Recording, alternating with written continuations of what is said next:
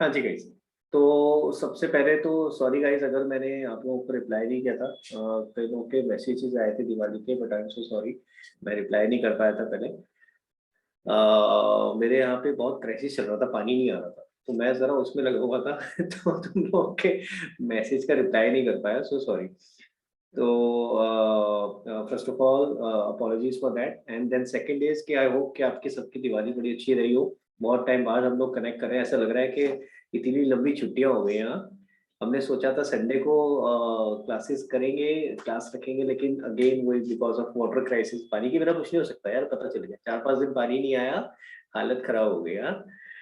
तो sorry guys, उस दिन इसकी वजह से क्लास में नहीं कर पाया।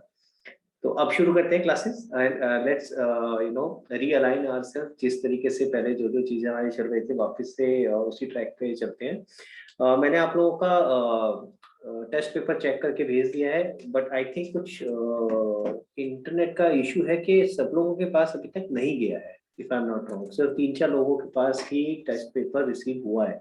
तो जिन लोगों को रिसीव हुआ है वो मुझे एक बार थम्स अप करके बताएं, जिनके पास टेस्ट पेपर पहुंच गया है, जो चेक करने के बाद मैंने भेजा है। आरव के पास आ गया है, परीक्षा के पास आ गया है, और भव्या के पास आ गया, 3 जनों के पास आया बस। तो कुछ आई थिंक सिस्टम से गया नहीं है, या एक सेकंड दो मुझे, जरा मैं चेक कर रहा हूँ। आज कुछ प्रॉब्लम हो रहा है, व्हाट्सएप वेब काम नहीं कर रहा है ठीक से। चलो मैं ना एक बार चेक करके इसको आप लोगों को वापस से भेजता हूँ। ठीक है। तो आपको आज मिल जाएगा क्वेश्चन, जो आंसर शीट है आपकी, जो मैंने चेक करके भेजी है, तो वो नहीं गई है तो मैं दोबारा से भेज दूंगा, तो आप लोगों को मिल जाएगी। ठीक है। तो आप चेक कर लेना कि कहाँ कहाँ पे गलतियां करी हैं। बट आई होप आपके पास इन एनी केस अपने आंसर्स तो होंगे। जस्ट टू यू नो, अभी मैं डिस्कस करूंगा तो यू कैन जस्ट चेक कि आपने आंसर क्या लिखा था। ठीक है। तो आज दो चीजें करते हैं यार। एक तो मैं एक बार पूरा का पूरा पेपर जरूर डिस्कस करना चाहूंगा। ठीक है। मैं हर बार ऐसे नहीं करूंगा कि सारा पूरा पूरा पेपर चेक कर डिस्कस कर रहा हूँ, लेकिन एक बार, क्योंकि एमसीक्यू पेपर आप फर्स्ट टाइम आपने दिया था, किस तरीके से क्वेश्चन पेपर को अटेम्प्ट करना है, क्या चीज सोचनी चाहिए, क्या नहीं सोचनी चाहिए, ये बातें इंपॉर्टेंट जो उसके अंदर रहेंगी वो हम डिस्कस करते हैं आज। ठीक है। ताकि आपको थोड़ा सा आइडिया मिल जाए कि आगे जो भी एमसीक्यू पेपर्स हो तो उनको किस तरह से बेटर अटेम्प्ट किया जा सकता है। क्लियर है गाइस? तो सबसे पहले वो करते हैं, उसके बाद टाइम देखेंगे, अगर बचेगा तो जो आपके रेक्टिफिकेशन के डाउट्स होंगे वो ले लेंगे। ठीक है। रेक्टिफिकेशन के भी आई थिंक कुछ और डाउट्स अभी भी रहते हैं, तो वो और ले लेंगे। ठीक है। तो मैं आपके साथ स्क्रीन शेयर करता हूँ, सब लोग अपने अपनी आंसर शीट अपने पास खोल लो। ठीक है। क्रिश, तूने पेपर नहीं दिया था बेटा? नहीं सर, मैं बाहर गया होता दिवाली के। तो तूने मेरे साथ डिस्कस भी नहीं किया बेटा, मैं आगे पीछे रह लेता तेरा पेपर, और ये तो दिवाली से पहले हुआ है पेपर, दिवाली पे थोड़ी ना हुआ है। पेपर को हुए तो काफी टाइम हो गया। सर अभी मैं अटेम्प्ट करके आपको भेज दूंगा, फिर मैं आपसे डिस्कस कर। ऐसे मजा नहीं आता ना, लेकिन अब तो मैं डिस्कस कर रहा हूँ साथ साथ। अब अगला वाला पेपर दियो। ठीक है। अच्छा गाइस, गोइंग फॉरवर्ड सैटरडेज ठीक है को सर। अपना पेपर रखना शुरू करते हैं अब हम लोग। ठीक है। कौन कौन ऐसा है जिसका अभी टर्म 1 का पेपर नहीं हुआ है? कौन कौन ऐसा है जिसका टर्म 1 का पेपर नहीं हुआ है? जिनका नहीं हुआ है हैंड रेस करो अपना। सस्लीन, आरव, ओके, अरम, तनिषा, ओके। तो आई अंडरस्टैंड निशात, स्निग्धा, भव्या, रजत, अवनी, ईशा, प्रथम, क्रेश और परीक्षा, आप लोगों का टर्म 1 का पेपर हो चुका है, राइट? ओके। सो किसी के मार्क्स भी आए टर्म 1 के? Anyone from you? नहीं आए अभी, किसी के मार्क्स नहीं आए? अच्छा, अच्छी बात है, मतलब हाँ, स्निग्धा के आ गए, निशात के आ गए। हाँ, कितने कितने आए हैं भाई? सर अभी आए थे 10 मिनट पहले। अच्छा, 10 मिनट पहले आए थे, आज ही आ गए। हाँ। अकाउंट्स में तो 35 आए हैं 40 में से। अरे 5 कहाँ कट गए? Silly mistakes. बता दे सबके लिए बेटा, बाकी बच्चों को भी पता रहेगा कि क्या गलतियां नहीं करनी है, यही चीज तो सीखना है। तो क्या गलतियां हुई थी बता, सिली मिस्टेक्स में क्या हुआ था? अभी शीट वैसे मिली नहीं है हमारी, बट हाँ। एक दो डिस्कस हुए थे तो वो पेपर में मैंने मार्क कर रखा है। मैं अभी पेपर है नहीं मेरे पास, तो अच्छा, तो कुछ मैं आईडी, कुछ भी बाकी याद तो होगा, कुछ छोटा छोटा मोटा कि ये गलती, कुछ ऐसी ऐसी गलती हो गई थी। एक क्वेश्चन, हाँ एक क्वेश्चन था कि what is the process which has summarising, recording, classifying, और उसमें 4 ऑप्शंस थे: बुक कीपिंग, हाँ। अकाउंटिंग, नन ऑफ दीज, और चौथी ऑप्शन याद नहीं आ रही, तो मैंने बुक कीपिंग कर दिया था, और मैम ने बोला कि समराइजिंग है तो अकाउंटिंग होगा, तो हाँ, वो क्योंकि गलत हो समराइजिंग बुक कीपिंग में नहीं आएगा, समराइजिंग अकाउंटिंग के अंदर आता है, book keeping is a part of accounting, है ना। तो ये छोटी छोटी चीजें होती हैं। अब इसमें क्या होता है, इसमें प्रॉब्लम क्या हुआ, अब आपको स्ट्राइक किया दिमाग में पहले बुक कीपिंग, है कि नहीं है। होता क्या है गाइस, ध्यान से सुनना, कई बार ऐसा होता है, अभी आप देखोगे जब मैं भी डिस्कस करूंगा तो कई बार एक से ज्यादा करेक्ट आंसर लग रहे होते हैं। तो आपको ध्यान देना पड़ता है कि भाई कौन सी चीज है जो बाकी आंसर से इसको डिस्टिंग्विश कर रही है, अलग कर रही है। समझ में आ रहा है मेरी बात, ठीक है। तो इसलिए ऐसे केस में खास करके ध्यान दिया करो कि ऐसा ना हो कि पता चला कि जो दूसरा आंसर है वो ज्यादा बेटर है as compare to this one. तो आंसर एक बार जरूर देखा करो सारे, ये नहीं कि एपरेंटली एक दिखा तो बस उसी को टिक करके छोड़ दिया। हाँ निशात, आप बताओ बेटा। सर मैंने आपसे शेयर किया था एक बार जब मेरा निकला था। अच्छा, मुझे याद नहीं है, बता दे, अभी दोबारा बता दे, कोई बात नहीं। सर अकाउंट्स में 47 आउट ऑफ 50 आए थे।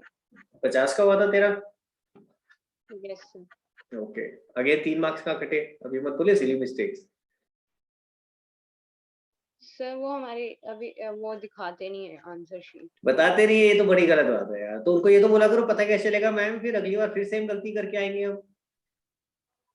पहले तो देते नहीं थे, अब दिखाते भी नहीं है। नो पहले सर अब नहीं पहले तो मुझे लड़ना पड़ता था, बच्चों को बोलना पड़ता था भैया अपने टीचर से लेके आना आंसर शीट।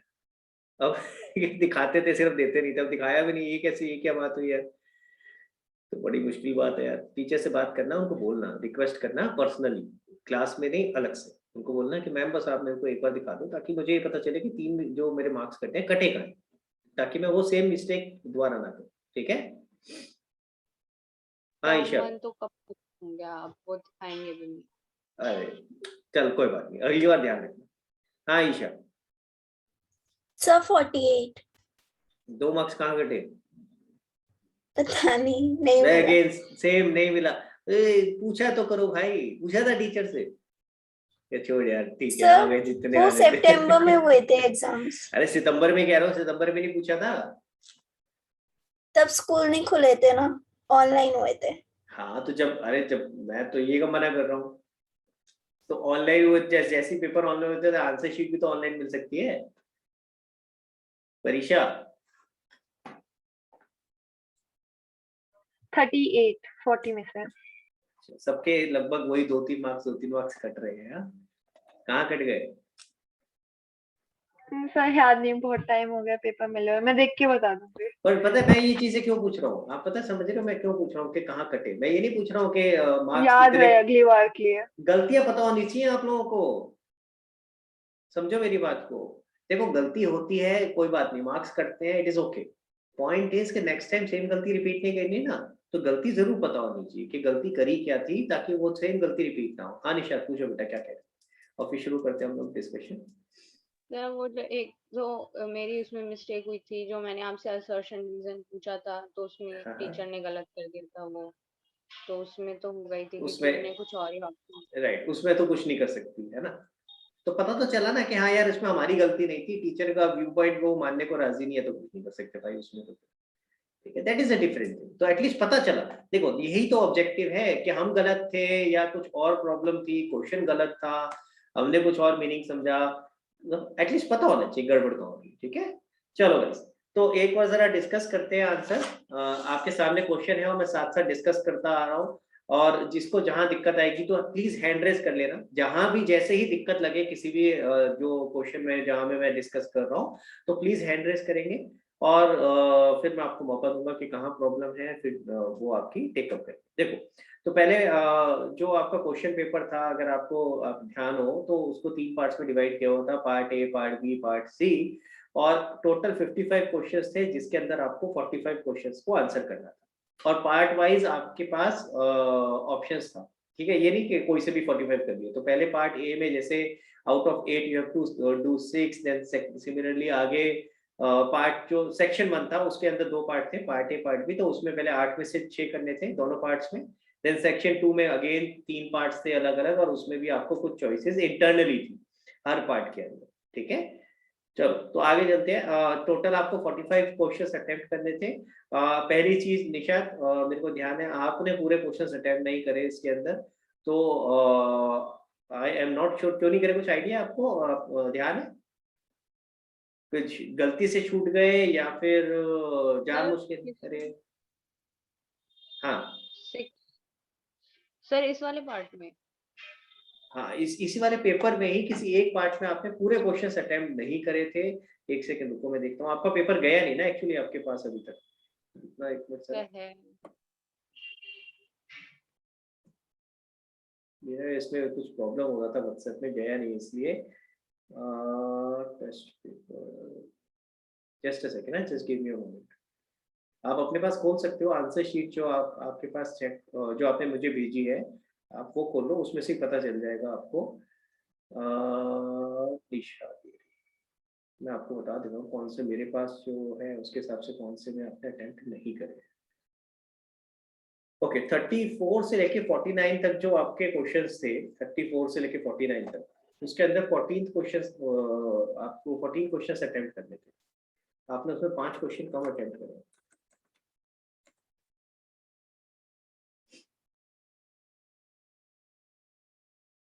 सर मैंने टोटल लास्ट में सारे क्वेश्चन किए थे तो वो 45 ही थे। चेक करियो एक बार, अभी मैं भेजूंगा एक बार तेरे को आंसर शीट चेक करके, तो चेक करियो क्योंकि मेरे हिसाब से तेरे 5 क्वेश्चंस कम है उसके अंदर, ठीक है?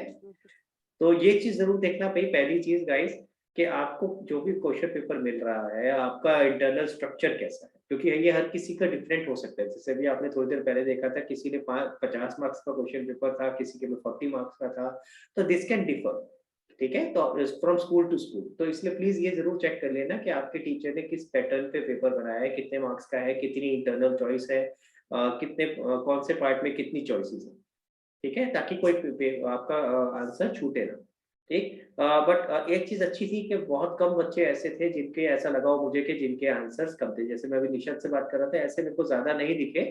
सबने ऑलमोस्ट सारे आंसर्स अटेम्प्ट करे थे, चाहे गलत हो ठीक हो, लेकिन ऐसा नहीं था कि क्वेश्चन छोड़ दिया, तो वो चीज अच्छी बात है। चलो तो मैं एक एक करके आंसर्स आपके साथ डिस्कस कर रहा हूँ। लेट्स डिस्कस एंड सी कि कहाँ पे आपको समझ नहीं आया, कहाँ गड़बड़। Which of the following will not be recorded in the books of accounts? इनमें से क्या चीज बुक्स ऑफ अकाउंट्स में रिकॉर्ड नहीं होगी? परचेज ऑफ गुड्स, परचेज करेंगे तो रिकॉर्ड होगा। Sale of asset, asset sale करेंगे तो रिकॉर्ड होगा। सिलेक्शन ऑफ स्टाफ, क्या सिलेक्शन ऑफ स्टाफ रिकॉर्ड होगा कि हमने इसको सिलेक्ट किया उसको सिलेक्ट किया? नहीं होगा। क्यों नहीं होगा, कौन बता सकता है मुझे? भव्या, क्यों नहीं होगा बेटा ये रीजन? सर क्योंकि ये मतलब सर इसके अंदर वो नहीं आया सर, मतलब मनी। हाँ, तो कौन सा कॉन्सेप्ट आपका? मनी मेजरमेंट कॉन्सेप्ट कहता है कि जब तक मनी इन्वॉल्व नहीं होगी तो कैसे होगा भाई? सबसे पहले आप यही तो करते हो अकाउंटिंग प्रोसेस में, आइडेंटिफिकेशन ऑफ फाइनेंशियल ट्रांजैक्शंस। आप आइडेंटिफाई करोगे तो उसमें ये वैसे ही बाहर हो गया, क्योंकि फाइनेंशियल ट्रांजैक्शन है ही नहीं है, फाइनेंशियल है ही नहीं ना, मनी में इन्वॉल्व नहीं है तो फाइनेंशियल कैसे हुई? तो यानी कि इसका आंसर था सी। आगे भी पढ़ लो, एक्सपेंस ऑफ फॉर्म, एक्सपेंसेस तो रिकॉर्ड करते हैं भाई, तो इसका आंसर था सी। एक बात और, जो जो बातें याद आती जा रही है मैं बीच में बताता जा रहा हूँ भाई। प्लीज गोइंग फॉरवर्ड सब लोग OMR शीट यूज करना, मेरे को चेकिंग करने में भी आसानी रहती है और आपको करने में भी, आंसर करने में भी आसानी रहेगी। रीजन बीइंग, जब मैं आपको चॉइसेस दे रहा हूँ तो प्रॉब्लम क्या होता है, कई बच्चे ऑर्डर आगे पीछे कर देते हैं। ये मैं कॉमन चीज बता रहा हूँ जो आपके आंसर शीट में से निकल के आ रही थी। तो अब जैसे मान लो फर्स्ट क्वेश्चन के बाद सेकंड आपको नहीं आता, थर्ड आता है, आपने थर्ड कर दिया, सेकंड पे बाद में आ गए आगे जा करके, तो मेरे लिए चेकिंग करने के लिए बड़ी गड़बड़ हो जाती है कि सीरियल नंबर चेंज हो जाते हैं, तो आंसर्स मैच करना जो मेरे पास आंसर्स लिखे हैं उसके साथ मुश्किल हो जाता है। एंड कई बार इसी वजह से, ये ऑर्डर चेंज होने की वजह से गलती होने के चांसेस होते हैं कि आपका आंसर ठीक हो, मैंने गलती से उसको क्रॉस कर दिया। तो इसीलिए प्लीज ये वाले जो क्वेश्चन है इनमें ऑर्डर चेंज मत करो। आप प्लीज OMR शीट को यूज करो। OMR शीट भेजी हुई है मैंने आपको, एक OMR शीट ब्लैंक शीट भेजी है, अभी भेजता हूँ, रुको। तो एक OMR शीट को यूज करो, ऐसे भेजी होनी चाहिए थी, भेजी नहीं मैंने आप लोगों को। गोइंग फॉरवर्ड जो भी टेस्ट लेंगे प्लीज इसी को यूज करना, अगर हम MCQ टेस्ट रख रहे हैं तो। एंड अच्छा, कितने लोगों के स्कूल में MCQ टेस्ट नहीं हुए हैं? कौन कौन ऐसा है जिसके में MCQ टेस्ट नहीं हुए हैं? जो टर्म 1 हो गया लेकिन एमसीक्यू नहीं हुआ है, नॉर्मल हुआ है। शगुन आपके में नॉर्मल टेस्ट हुआ है, यस सर, सब्जेक्टिव हुआ है सर। सब्जेक्टिव हुआ है, टर्म 1 हो गया पूरा, यस सर। कैसा रहा? सर बढ़िया हुआ था, 14 में से 39। अरे वाह, बहुत बढ़िया। तो तेरा मार्क्स मिले। अच्छा, तूने ज्वाइन लेट किया है क्या? अभी मैं डिस्कस कर रहा था तो तेरा हैंड रेज नहीं था तो मुझे पता नहीं चला। बहुत बढ़िया। एक मार्क कहाँ कटा? सर नेटवर्क इशू की वजह से सर वो एक क्वेश्चन अटेम्प्ट नहीं कर रहा था, 1 मार्क का था। अटेम्प्ट क्यों नहीं किया था? सर वो सब्जेक्टिव टेस्ट था तो बहुत लेंथी हो गया था, 1.5 घंटे का ही टाइम था सर। अच्छा, तो उसमें आपका छूट गया एक मार्क का। चलो कोई बात नहीं, जो किया था वो सारा ठीक रहा इसका मतलब। हाँ अवनी बेटा, आपका कैसा रहा पेपर? सर मेरा ठीक था मार्क्स मिले अभी नहीं मिले? सर, पहले ही मिल गए थे, याद नहीं। कह रही है नहीं, छोड़ो मैं नहीं बता रही अभी। चल कोई बात नहीं।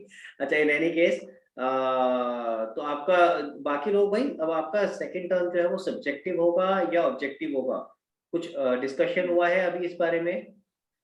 सर हाँ जी, ऑब्जेक्टिव होगा। ऑब्जेक्टिव होगा। अपनी आपको ऑब्जेक्टिव बताया उन्होंने, तो पहला टर्म सब्जेक्टिव ले लिया, पहला ऑब्जेक्टिव ले लिया, में होगा। नहीं नहीं, तो पहला इन्होंने पहला सब्जेक्टिव ले लिया, सेकंड ऑब्जेक्टिव लेंगे। हाँ। अच्छा, यस निशात सर, आपका? पहले हमारा मिक्स था। कोई बात नहीं। निशात आपका? सर सब्जेक्टिव ऑब्जेक्टिव दोनों था और आज ही था। आज ही था मतलब टर्म 2 भी हो गया? नहीं सर, टर्म 2 नहीं, जैसे टर्म 2 का जो पहले पीटी होते हैं टर्म 1 के बाद वो तो वो अलग था। चीज है। टर्म 2 का क्या बताया मैम ने फाइनली? तो फिर टर्म 2 में भी ऐसे ही होगा, या फिर पूरा सब्जेक्टिव होगा या फिर सब्जेक्टिव ऑब्जेक्टिव दोनों होगा। अच्छा, मिक्स चल रहा है मतलब अभी। और परीक्षा कुछ बताया आपको? सर वही 40 मार्क्स का अगेन सब्जेक्टिव होगा, 1.5 आवर्स, बट जो फर्स्ट टर्म में आ गया सिलेबस वो सेकंड टर्म में नहीं आएगा। बट सब्जेक्टिव होगा। फर्स्ट टर्म में तो ऑब्जेक्टिव हुआ था आपका, सेकंड में सब्जेक्टिव होगा। Yes sir. ओके। और Snigdha? Sir mix, objective subjective और 40 आंसर भी मार्क्स मिक्स ही है, मिक्स आ रहा है मेरे पास। कुछ लोगों का सब्जेक्टिव है, कुछ का ऑब्जेक्टिव है। हाँ, थोड़ा मिक्स सा आंसर आ रहा है। तो फिर अपने को थोड़े से आई थिंक जो अपने टेस्ट रखने पड़ेंगे वो मिक्स ही रखने पड़ेंगे, जो मुझे लग रहा है। कुछ ऑब्जेक्टिव रखने पड़ेंगे, कुछ सब्जेक्टिव भी रखने पड़ेंगे, है ना? ऐसे ही करना पड़ेगा ताकि सबकी तैयारी अच्छे से हो सके। ससलीन? Sir subjective. Subjective, okay. And Bhavya? Sir both. Both मतलब कि दोनों इकट्ठा सब्जेक्टिव मिक्स हो गया मतलब। बोथ का मतलब तो ऐसा लग रहा है दो Yes, होंगे sir. तेरे, सब्जेक्टिव भी होगा ऑब्जेक्टिव भी नहीं, होगा। चलो आगे बढ़ते हैं। एनी केस तो इससे मुझे एक चीज तो पता चल गई कि एटलीस्ट आप लोगों को मुझे दोनों ही पेपर लेने पड़ेंगे। Just give me a second ना, मैं आप लोगों को जरा पहले ओएमआर शीट भी भेज देता हूँ एक, ताकि गोइंग फॉरवर्ड आप वो यूज कर सको।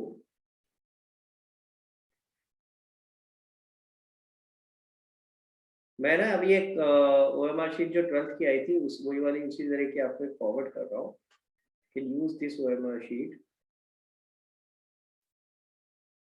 एंड मैं एक बार दिखा भी देता हूँ आप लोगों को। मैं आज डिस्कस कर रहा था 12th के स्टूडेंट्स के साथ, तो जस्ट सेकंड। हाँ जी भाई, देखो भाई, कुछ कुछ ऐसी सी होगी ओएमआर शीट, ठीक है ना? तो आप लोगों ने करा हुआ है ओएमआर, भरा हुआ है कभी? गोले गोले भरे हुए भाई? कोई ऐसा जिसको आइडिया नहीं है कि ओएमआर पहली बार देख रहा हो, प्लीज एक बार हैंड रेज करो ताकि मैं डिटेल में फिर उसी हिसाब से बताऊं। ऐसा कोई है जिसने ओएमआर अभी तक नहीं देखी, पहली बार देख रहा है? तो कोई दिक्कत नहीं भाई, बता दो, क्योंकि अभी आज तक पहले आप नहीं दे रहे थे ना एमसीक्यू, अब एमसीक्यू देने शुरू करे इसीलिए पूछ रहा। सबने देखा हुआ है ओएमआर? अच्छा, जिस चीज ने देखा वो थम्स अप करके बता दो, ऐसे करो तो मेरे को आइडिया हो जाएगा कि पता है कि नहीं, देखा हुआ है कि नहीं। आइडिया है ओएमआर का? ओके। तो जस्ट एक आप लोगों के लिए थोड़ा सा इसमें एक एक्स्ट्रा बेनिफिट आपको बता रहा हूँ कि इसमें क्या है। देखो भाई, जो अच्छा, ये जो आपको मैंने भेजा होगा वो ब्लैंक होगा। ये वाला तो सैंपल है, तो इसके ऊपर तो कुछ आपको सैंपल लिखा हुआ है, मैंने अभी भेज दिया आप लोगों को, ठीक है? तो वो ब्लैंक होगा। तो अब उसके अंदर क्या होगा, जैसे फर्स्ट क्वेश्चन का आंसर आपको करना है फर्स्ट का। अच्छा, इस बार तो मैंने किसी क्वेश्चन में 5 ऑप्शन भी दे दिए थे, 5। ऐसा नहीं आएगा, गोइंग फॉरवर्ड 4 ही ऑप्शन रखेंगे, ठीक है, ताकि आप ओएमआर शीट उसी हिसाब से फिल कर सकें। तो 5 ऑप्शन नहीं होंगे, 4 ही होंगे, 4 में से एक ही आंसर करेक्ट होगा। अब वो मान लेते हैं फर्स्ट वाले में आंसर ए करेक्ट है, तो आप क्या करोगे, इस ए को ऐसे डार्क कर दोगे, ठीक है। तो दिस इज योर आंसर जो आपका करेक्ट होगा। इसी तरीके से अगर मान लेते हैं बी में आपका सेकंड में आपका सी आंसर ठीक है, तो आपने ऐसे सी को डार्क कर दिया। This is how you fill the OMR sheet. जो करेक्ट आंसर है उसको ऐसे डार्क कर, ऐसे नहीं करना है, ऐसे टिक या ऐसे क्रॉस ऐसे नहीं करना है भैया, ठीक है। क्लियर, समझ आ रहा है? तो डार्क करना होता है। गाइस मेरी आवाज आ रही है सबको? क्लियर हो रही है वाली बात? तो आपने इस तरीके से डार्क करना है। मैं ओएमआर इसीलिए बोल रहा हूँ, उसमें फायदा क्या है कि सीरियल ऑर्डर सेम मेंटेन रहता है और मेरे को चेकिंग करने में भी आसान रहेगा और आपको आंसर करने में भी आसान रहेगा। आपको टेंशन नहीं रहेगी अगर आप बाद वाला कोई आंसर कर रहे हो, मान लो 7th आंसर पहले कर रहे हो, इसका आंसर आपको पता है, ये लो जी बी कर दिया, बीच के आंसर खाली छोड़ दिए तो छोड़ दिए, बाद में जब आएंगे तब देख लेंगे। समझ में आया मेरी बात? ठीक है। अब इसमें कई बार ये गड़बड़ हो जाती है कि आपने पहले आंसर कर दिया मान लो 7th का बी, बाद में आपको लगा अरे ये तो गलत हो गया यार, आंसर होना चाहिए था सी। समझ आ रही है मेरी बात? तो आप क्या करोगे भाई, एक बार तो ये डार्क हो गया, इसको तो हटा नहीं सकते, तो ऐसे केस में यहाँ पे बॉक्स में लिख दो सी। क्लियर हुआ? बात समझ आ रही है मेरी? ठीक है। तो आप इस तरीके से साथ में बॉक्स में अपना आंसर लिख सकते हो। जैसे यहाँ पे आ गया ए, इधर आ गया सी, ऐसे जो भी आंसर फाइनल आंसर आप इस तरीके से बॉक्स में लिख सकते हो। ठीक है। तो ये एक अगली बार से जो भी एमसीक्यू वाला टेस्ट होगा प्लीज तो ओएमआर में करेंगे। जो एमसीक्यू नहीं होगा ऑब्वियसली वो तो नॉर्मल सब्जेक्टिव होगा, उसको तो आप नॉर्मल तरीके से ही कर दोगे। ठीक है। वापस आ जाते हैं अपने टेस्ट पेपर पे। ओके, सेकंड क्वेश्चन देखिए जरा क्या है। सेकंड क्वेश्चन कहता है how many aspects are involve in double entry system. Right, double entry है तो भैया 2 एस्पेक्ट होंगे, कौन कौन से, डेबिट और क्रेडिट। ये तो बड़ा आसान सा सवाल था। Dash is the withdrawal of cash and goods by the owner from business for his या हर पर्सनल यूज। अगर पर्सनल यूज के लिए ओनर कुछ विड्रॉ करता है तो उसे क्या कहते हैं, ड्रॉइंग्स। क्लियर है? तो आंसर क्या था, ड्रॉइंग्स। अब ये याद रखना ड्राइंग्स, मैं हमेशा आपको बोलता हूँ drawings is not only withdrawal of cash, it is also withdrawal of goods. कुछ भी अगर आप विड्रॉ करते हो क्या नाम है अपने बिजनेस में से तो उसे ड्राइंग कहते हैं। तो it can be withdrawal of cash, it can be withdrawal of goods also. अगला देखते हैं assertion. Fixed asset include both tangible and intangible asset. क्या ये ठीक है? हाँ जी, कौन बताएगा मुझे? परीक्षा, क्या ये ठीक है? सोच लो। हाँ ईशा बताओ। यस सर, ठीक है। बिल्कुल ठीक है भाई। फिक्स्ड एसेट के अंदर यही 2 चीजें तो आती थी, हम बोलते क्या थे, tangible fixed asset and intangible fixed asset. याद करो मैंने आपको पूरा ग्राफ बनाया था, मैंने कहा था एसेट 2 तरह के हो सकते हैं, non current asset and current asset. Non current के अंदर एक बड़े सारे होते थे, fixed asset, non current investment, ऐसे अलग अलग होते थे।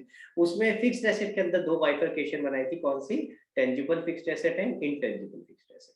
टेंजिबल देखो नीचे लिखा भी है, रीजन के अंदर सही लिखा हुआ, देखो रीजन में क्या लिखा, fixed asset are those which give benefit to business up to 1 year, up to or more than 1 year. Example machinery, car, land, ये सारे तो क्या है, टेंजिबल फिक्स्ड एसेट, ये सारे क्या है, टेंजिबल। और ये जो इसके आगे लिखे हैं ये कौन से है, इनटेंजिबल फिक्स्ड एसेट। आई बात समझ में? क्लियर है? तो tangible and intangible fixed asset दोनों के दोनों फिक्स्ड एसेट के अंदर ही होते हैं और वो बेनिफिट देते हैं आपके बिजनेस में मोर देन 1 ईयर। तो आपका आंसर अगर देखें तो आपका असर्शन भी ठीक है और रीजन भी ठीक है। असर्शन के अंदर लिखा था it include both tangible and intangible, और रीजन में भी ये लिखा है कि हाँ आपके दोनों के दोनों आते हैं क्योंकि वो आपको 1 साल से ज्यादा का बेनिफिट देते हैं। तो आंसर कौन सा हो गया, जो आपका जिसके अंदर दोनों ही करेक्ट है। तो both A and R are correct. तो देखिए जरा किसमें था, अगर आप देखोगे तो पहले वाले में ही कवर हो रहा है, both A and R are correct and R is the perfect explanation of A. Clear? और कोई ऑप्शन ही नहीं है जिसमें ये लिखा हो।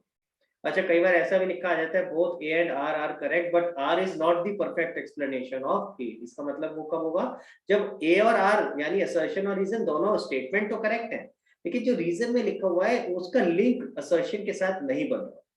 और इसके लिए एक सिंपल सी चीज है, आप हमेशा यहाँ पे लगा के देखा करो क्योंकि यानी बिकॉज।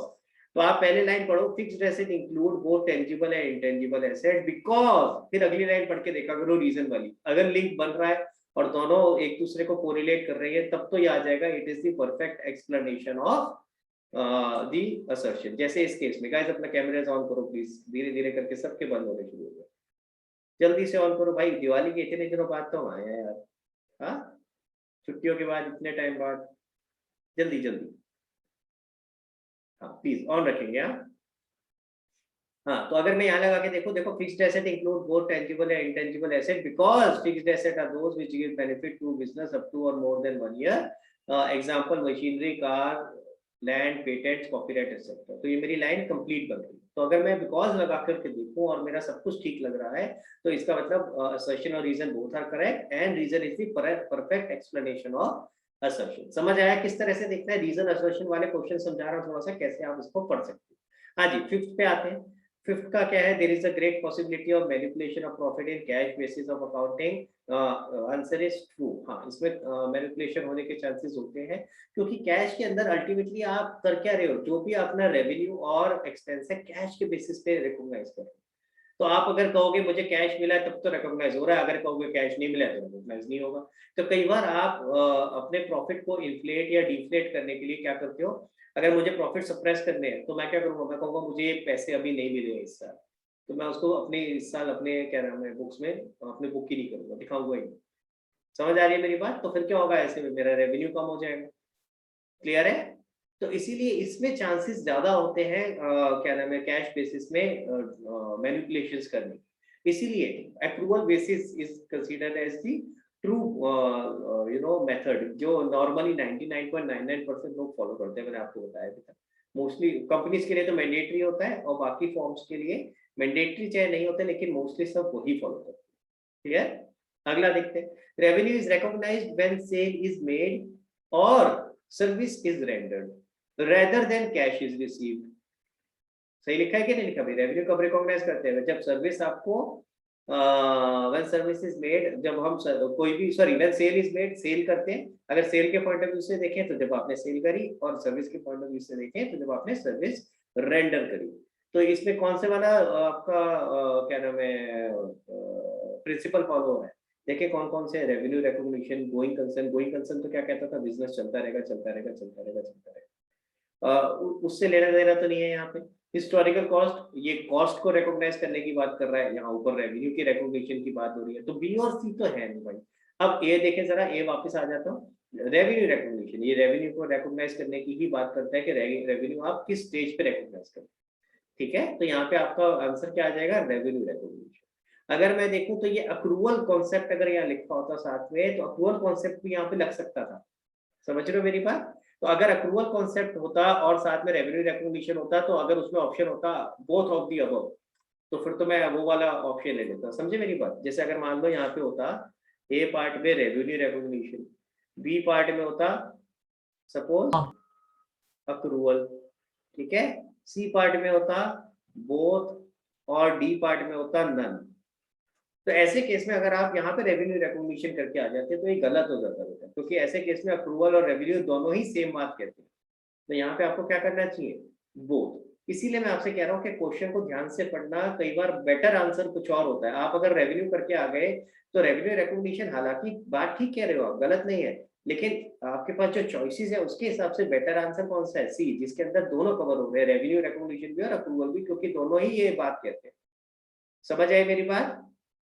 क्लियर हुआ? तो इन बातों का ध्यान रखना है जब आपको, खास करके मैं आपको बता रहा हूँ गलतियां कहाँ होती हैं। ठीक है, चलो सेवेंथ पे आते हैं बेटा। सेवेंथ क्या कहता है? सेवेंथ कहता है due to which concept qualitative transactions are not recorded. ये तो मजे आ गए, आपके ऊपर भी एक क्वेश्चन आ गया था, पहला क्वेश्चन वो भी इसी से रिलेटेड था और सेवेंथ क्वेश्चन भी इसी से रिलेटेड है। कौन सा था भाई? Money measurement concept. गलत कर दिया, सॉरी।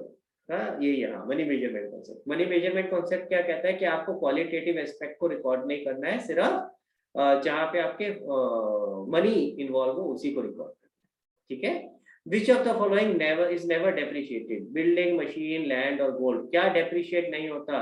कभी डेप्रिशिएट नहीं होता लैंड। लैंड कभी डेप्रिशिएट नहीं होता भाई। कई लोगों ने गोल्ड लिखा है, हाँ, घर पे बहुत सोना देखा है, सोना डेप्रिशिएट नहीं होता। किस किस ने लिखा था गोल्ड? जरा बताना, जरा हैंड रेज करना, बताओ बताओ जल्दी बताओ। हाँ, अवनी ने लिखा था, और भव्या और अरे तीन चार लोगों ने लिखा था भाई, और कौन कौन थे बताओ तो सही। सर देखो लैंड की आप गिर तो जाती है। दोबारा बोल क्रिश, सर लैंड की वैल्यू गिर तो जाती है। कौन सी वैल्यू गिर जाती है बेटा, कहाँ पे गिरती है? सर थोड़ा जैसे कोई नेचुरल कैलामिटी या कुछ आ गया तो फिर गिर तो जाएगी। इलेबोरेट करना, जैसे फॉर एग्जांपल नेचुरल कैलेमिटी क्या आ गई और कैसे गिरती है, थोड़ा सा उसको इलेबोरेट कर थोड़ा, ताकि समझ में आए कि क्या एग्जांपल लेके बता रहा है, फिर मैं बताता हूँ वहां पे क्या ठीक है क्या गलत है। सर जैसे मान लो कोई भी लैंड है उस पर आग लगी, तो सर वो तो लैंड खराब ही हो गया ना, तो वैल्यू तो गिरेगी। नहीं, अगर उस पर आग भी लग गई बेटा तो लैंड की वैल्यू कभी नहीं गिरती। ये आपका मिसकंसेप्शन है। और पहली चीज, और हम यहाँ वैल्यू गिरने की बात नहीं कर रहे हैं, हम कोई मार्केट वैल्यू की बात नहीं कर रहे हैं। यही तो गलती अवनी ने भी करी, यही गलती भव्या ने भी करी कि गोल्ड के पॉइंट, गोल्ड पे क्या सोच रहे हैं मार्केट वैल्यू। हम यहाँ कोई मार्केट वैल्यू की बात नहीं कर रहे हैं। समझ में आ रहा है क्रिश मैं क्या कह रहा हूँ? यस। डेप्रिसिएशन का कॉन्सेप्ट क्या कहता है भाई? Depreciation is an expense which you are providing for wear and tear of the asset. जब आप एसेट को यूज करते हो तो उसमें जो वियर एंड टियर होता है, जो एसेट क्या नाम है इस्तेमाल करने से जो खराब हो रहा है, जो उसको आप अकाउंट फॉर करते हो। समझ आ रही है मेरी बात? जैसे आपने गाड़ी खरीदी, अब गाड़ी आप इस्तेमाल कर रहे हो या टाइम पास, जैसे ही टाइम निकलता जा रहा है तो गाड़ी में जंग लगेगी, उसके पुर्जे खराब होते चले जाएंगे।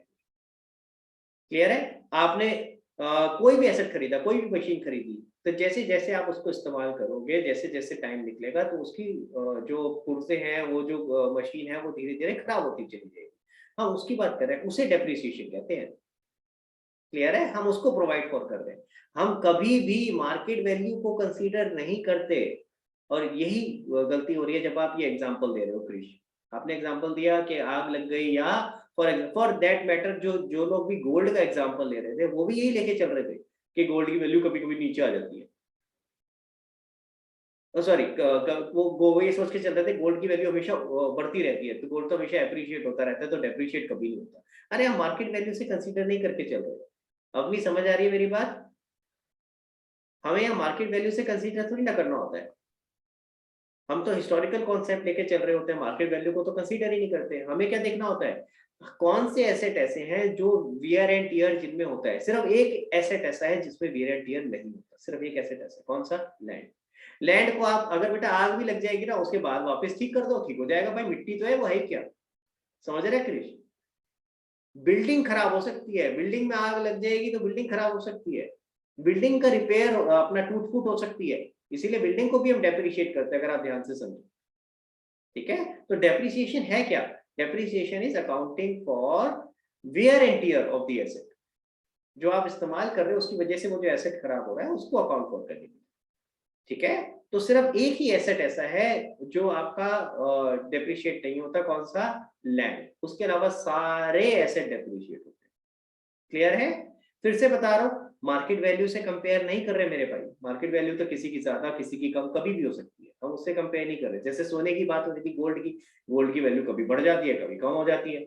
दैट डज नॉट मीन कि वो अगर कम हो गई तो डेप्रिशिएट हो गया, नहीं। हम वो उसको डेप्रिसिएशन नहीं कह रहे हैं यहाँ। ठीक है? डेप्रिसिएशन क्या मतलब है हमारे अकाउंटिंग में? Wear and tier. चल सकते हैं आगे? क्लियर हो गया सबको? हाँ जी, अगला देखो क्या लिखा है। Providing depreciation on fixed asset is in accordance with which of the following principles. अब डेप्रिसिएशन कौन से प्रिंसिपल्स को फॉलो करते हुए लगाया जाता है? अगर आपको ध्यान हो तो मैंने आपको ये जब कराया भी था तब एग्जांपल भी दिया था। गोइंग कंसर्न कराते हुए मैंने बोला भी था कि गोइंग कंसर्न क्या होता है? बिजनेस चलता रहेगा चलता रहेगा चलता रहेगा, और ये एक हमारा कॉन्सेप्ट होता है जिसको हम लेके चलते हैं, जिसके बेसिस पे आप डेप्रिसिएशन लगाते हो। अगर आप ये कहोगे कि नहीं हमारा बिजनेस तो बंद होने वाला है अगले कुछ टाइम में, तो फिर डेप्रिसिएशन कैसे लगाओगे? क्योंकि अगर आप मान के चल रहे हो मेरा एसेट 10 साल तक चलेगा, बिजनेस चलेगा 3 साल तक, तो फिर मैं 10 साल तक डेप्रिसिएशन कैसे लगा सकता हूँ? फिर तो मुझे 3 साल के अंदर ही डेप्रिसिएशन लगाना पड़ेगा। समझ आ रही है मेरी बात? तो इसलिए एक तो आप ये अजम्पशन लेते ही हो जो अपने डेप्रिसिएशन में इस्तेमाल होती है।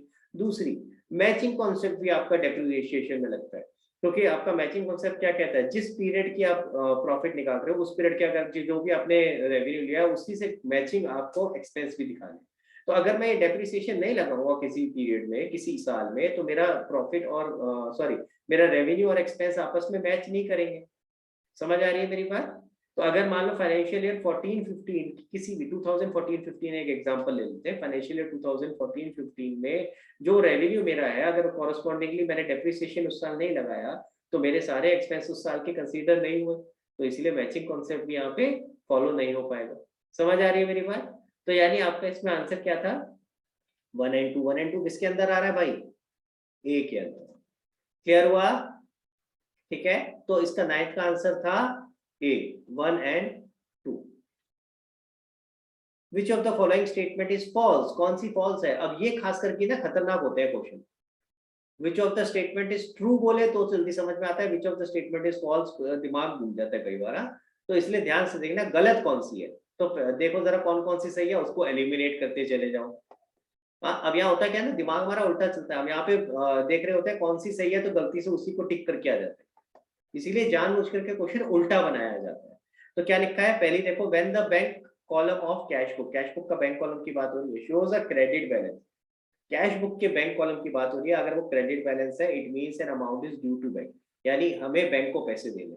कैश बुक का क्रेडिट बैलेंस का मतलब क्या होता है? नेगेटिव बैलेंस, यानी ओवरड्राफ्ट बैलेंस। इसका मतलब यही होता है कि हमने बैंक से एक्स्ट्रा विड्रॉ करनी है तो हमें देने हैं। तो पहली स्टेटमेंट तो करेक्ट है, और हमें करेक्ट नहीं आइडेंटिफाई करनी, करेक्ट को तो एलिमिनेट करना है, तो ये तो नहीं हो सकता भाई। When passbook shows a debit balance it means overdraft. Passbook का डेबिट बैलेंस, कैश बुक का क्रेडिट बैलेंस और पासबुक का डेबिट बैलेंस दोनों ही ओवरड्राफ्ट होते हैं। तो ऊपर अभी मैंने बात करी थी कैश बुक के क्रेडिट बैलेंस की, सेम चीज यहाँ उल्टा हो गया, पासबुक का डेबिट बैलेंस ओवरड्राफ्ट होता है, तो ये भी बिल्कुल ठीक है। अगला देखें, a bank reconciliation statement is prepared to match cash book balance with passbook balance. Bank reconciliation statement क्यों बनाते हो? ताकि हम पासबुक और कैश बुक के बैलेंस को मैच कर सकें, ये भी बिल्कुल ठीक है, तो इसीलिए तो बनाते हैं। मैंने ये कहा था कि हमारा पर्पस ये नहीं होता कि मिस्टेक आइडेंटिफाई करना, हमारा पर्पस क्या होता है? कैश बुक और पासबुक के बैलेंस को मैच करना, कि भाई किस वजह से मैच नहीं हो रहा है, क्या क्या रीजंस हैं कि वो मैच नहीं हो पा रहा। ठीक है, तो पहली 3 स्टेटमेंट तो करेक्ट है। मेरे को बिना पढ़े ही डी पार्ट बिना पढ़े ही पता चल गया आंसर डी होगा, क्योंकि पहले 3 तो पता चल गई भाई करेक्ट है, बट फिर भी देखते हैं एक बार। कह रहा है while preparing bank reconciliation statement cheque paid into bank but not yet clear. तो हम अगर बैंक रिकंसिलिएशन स्टेटमेंट बना रहे हैं तो cheque paid into bank but not yet clear are added to the debit balance of cash book. तो अगर cash book से चल रहे हैं हम, तो क्या होगा ऐसे केस में? जरा एक बार बना के देखें, कैश बुक, पासबुक और कैश बुक से चल रहे हैं, कह रहा है ना added to debit balance as per cash book. तो अगर हम कैश बुक से चल रहे हैं तो देखिए जरा क्या होगा। कह रहा है cheque paid into bank but not yet cleared. तो क्या किया होगा हमने? कैश बुक में पहले प्लस कर रखा होगा। Are you with me? ध्यान से देखो, चेक हमने जमा करे हैं बैंक में, लेकिन अभी तक क्लियर नहीं हुआ है, तो हम तो प्लस कर चुके होंगे, पासबुक में अभी तक कुछ नहीं हुआ है, तो हम इसको बैलेंस करने के लिए, और डॉट है कैश बुक पे, क्या करेंगे? माइनस करेंगे। जिस साइड में डॉट होती है उसी साइड में करते हैं ना, जिसमें, तो माइनस